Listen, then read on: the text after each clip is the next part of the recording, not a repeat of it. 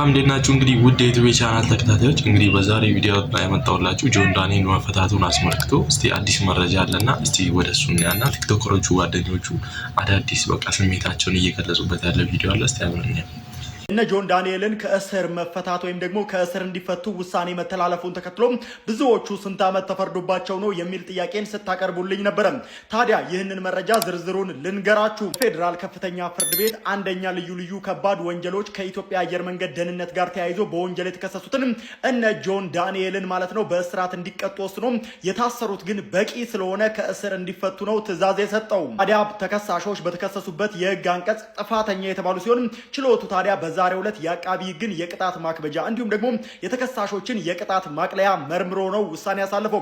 በዚህም ታዲያ ተከሳሾች የተከሰሱበት የህግ አንቀጽ ቀላል እስራትን የሚያስከትል በመሆኑ አንደኛ ተከሳሽ በአንድ ዓመት ከ4 ወር ማለትም እንደሚታወቀው እሱ 2016 ነሐሴ 16 በቁጥጥር ስር መዋላቸው ይታወቃል።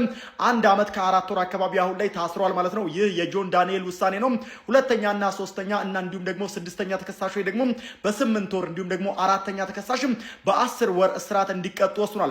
አራተኛ ተከሳሽ ታዲያ ኤልያስ ድሪባ በቀድሞ ስሙ ዳዊት ድሪባ እንደሆነ ልብ ይላል። በመሆኑም ታዲያ ተከሳሾቹ በእስር ላይ የቆዩበት ጊዜ ተሰልቶ ተከሳሾቹ እንዲፈቱ የፌዴራል ከፍተኛ ፍርድ ቤት አንደኛ ልዩ ከባድ ወንጀል ችሎት ውሳኔን አሳልፏል። በዚህም ታዲያ ከጆን ዳንኤል ውጪ ያሉት ሌሎች የወረቀት ስራዎችን እየጨረሱ ይገኛሉ። ዛሬ የሚፈታሉ ተብሎ ይጠበቃል። ጆን ዳንኤልም ከ15 ቀን በኋላ ይፈታል። በዚህ መሃል ላይም የሚፈታበት እድል ካለ መረጃዎችን ወደ እናንተ አደርሳለሁ። ለማንኛውም የጆን ዳንኤል ቤተሰቦች፣ ወዳጆች፣ አድናቂዎችም በድጋሚ እንኳን ደስ ያላችሁ ማለት ፈልጋለሁ። እንኳን ደስ አለን። ግን አይታችሁ ከሆነ አንድ ዓመት ከ4 ወር ማለት በጣም ብዙ ጊዜ አንድ ዓመት ከ4 ወር ታስሮ ነበር ማለት ነው። ግን አያችሁ አይደል አያልነት አይ ግን አስቡት ፌመስ በጣም ብዙ ነገር በዚህ ልጅ በጣም ብዙ ነገር ነው ማለት ነው። እዚህ ጋር እንዲህ ማለት አይቻልም። የጓደኞቹ ሪአክሽን ነው ተፈቷል። እንኳን ደስ አላችሁ። በእውነት በጣም ዛሬ በህይወቴ የተደሰትኩበት ቀን እና ወንድማችን እንኳን ደስ አለ እና ሁላችሁ እንኳን ደስ አላችሁ። እንኳን ለቤታችሁ እግዚአብሔር ያበቃችሁ። በቃ ይህ ልጅ እንደ ናኦልዳን በጣም ምርጥ ጓደኛ የለም። እስቲ ሌሎች ነው ምን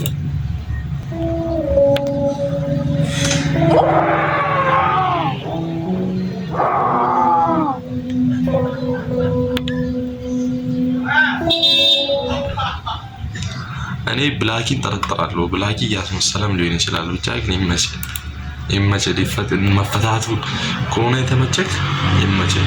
ብቻ ግን እኔ ጠረጥራለሁ። ብላኪ አላምንም። ለምንድን ነው እስቲ አያምንም ማለት ነው። ሰበር ዜና ጆን ዳንኤል አብረውት ከታሰሩት ከሊዱም እናት ከናዮ ጋር በጭምር ነፃ ተለቀዋል። የእስር ሲያሽካብት እሱ ቤት አከሳሰሩ ከልጁ እናት ከዛ ፈገግ ይላል።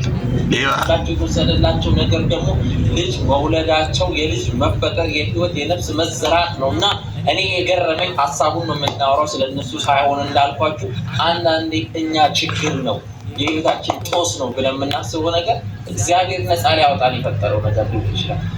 አንዳንዴ እኛንን ችግር ውስጥ እንደሆነ የምናስበው እሱ እያዘጋጀን ሊሆን ይችላል። የአራዳ ልጆች ሰውየው ከላይ ያለው ከቀመመ ነው። አንዳንዴ ተመስገን ማለት ጥሩ ነው እና እንኳን ተፈታችሁ፣ እንኳን ነፃ ወጣችሁ። ዳንኤል እስር ሰውን ይቀይራል እና አሁን ወንዶ ነው ለሚወጣው ወንዶ ነው ማለት kill the boy ጆን ስኖው kill the boy and let the man be born ማለት አሁን ላዲ እውነቱን ነው ያለው። ምንም የሚያሻሽን ነገር የለም። እስቲ እናንተም አስተያየታችሁን ኮሜንት ላይ እስቲ አስቀምጡልኝ። ብቻ ግን በቃ እግዚአብሔር አስተምሮታል። እስቲ አሁን የተለቀቀ ነው። እስቲ በዚህ ሰዓት እነ ጆን ዳንኤልን አስመልክቶ አዲስ መረጃ ተሰምቷል። እነ ጆን ዳንኤል እንዲፈቱና ወደ ቤታቸው እንዲሄዱ ውሳኔ ተሰጥቷል። በዚህም ታዲያ በዛሬው ዕለት ከጆን ዳንኤል ውጭ ያሉት ሁሉም ወደ ቤታቸው ለመሄድ የወረቀት ሂደቶችን እየጨረሱ እንዳሉ የሰማን ሲሆን ጆን ዳንኤል ደግሞ ከ15 ቀን በኋላ ይለቀቃል ተብሏል። ነገር ግን በመሃልም ሊለቀቅ የሚችልበት እድል እንዳለ መረጃዎች እየወጡ ይገኛሉ።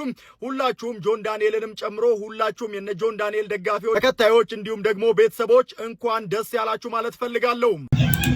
ቢያንስ አሁን ካለበት ከ15 ቀን በኋላ እንደሚለቀቅ ማወቃችን ራሱ አንድ ነገር ነው። ጆ በጣም ነው የሚመቸኝ። በቃ ላይ በተለይ ላይቭ ልብ ብላችሁ ለመዝናናት እኮ የጆን ላይቭ ማየት ነው በቃ።